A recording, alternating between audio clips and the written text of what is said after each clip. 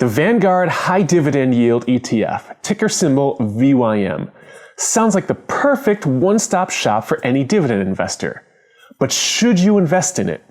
In this video, we'll take a close look at the Vanguard High Dividend Yield ETF, and I'll explain why I don't invest in this or any other dividend ETFs.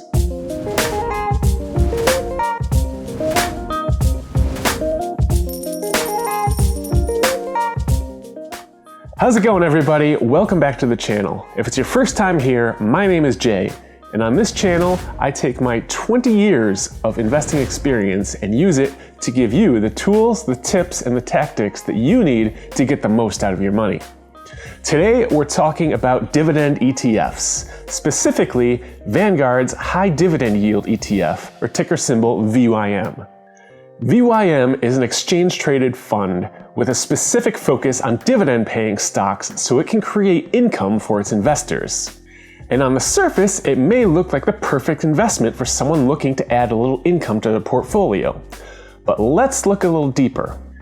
VYM has a dividend yield of 3.5% and an expense ratio of 0.06%.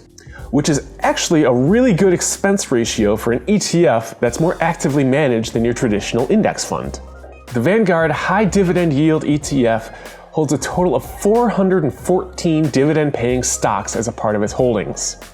The largest of those holdings is dividend favorite Johnson & Johnson, and the smallest is Nexa Resources. Now, here's where the problem comes in and why I personally don't invest in VYM or any other dividend ETF.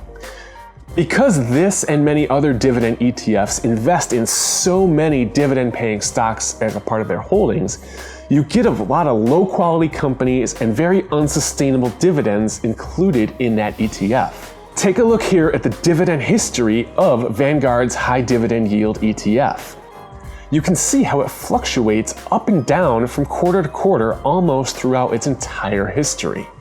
And if you're a dividend investor, what you're looking for is a safe, reliable, and ever-increasing dividend payment.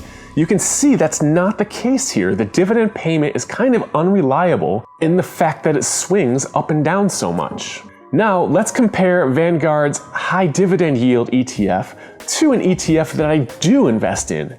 Vanguard's Total Stock Market Index ETF, or ticker symbol VTI. But before we get into that, a quick reminder, please hit the like button on this video if you're enjoying the content, and please subscribe to the channel if you haven't already. So looking at VTI now, you can see it has a dividend yield of 1.7%. So while that is lower than the specific High Dividend Yield ETF, you're still getting a dividend payment by investing in VTI.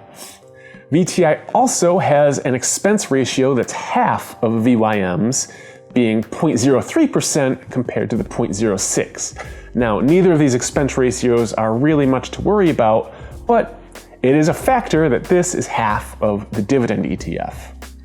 But the real difference between the Vanguard Total Stock Market Index ETF and the Vanguard High Dividend Yield ETF comes when you compare the returns. Now you can see the difference here. We'll compare the returns over the past 3 years, including dividends. So the total returns, including the dividend difference between the two, and the Total Stock Market Index ETF has outperformed the High Dividend Yield ETF by nearly 29%. That's a 34.4% return over the past 3 years for VTI and only a 5.2% return, dividends included, for VYM. So by seeking out that 2% higher dividend yield that the High Dividend Yield ETF pays you over the Total Stock Market Index ETF, you're missing out on nearly 30% in total return. So you can see, instead of relying on a dividend ETF that holds way too many dividend-paying stocks and has a lot of low-quality junk stocks that'll affect the total returns, that's why I choose to hand-pick my own dividend stocks for my income. I can focus only on the highest quality companies so my return doesn't suffer, and by focusing on companies that make up the Dividend Aristocrats and Dividend Kings lists, which I've talked so much about, I can make sure I'm buying companies that will continually increase their dividend payments long into the future. So my dividend payments will be continually increasing instead of bouncing around like we saw with the Vanguard High Dividend Yield ETF. And that's exactly what I've been doing with my $0 to $100,000 dividend portfolio that I have been building on this channel.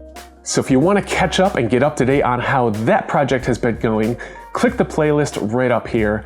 Please subscribe to the channel if you haven't already, and I'll see you in the next video.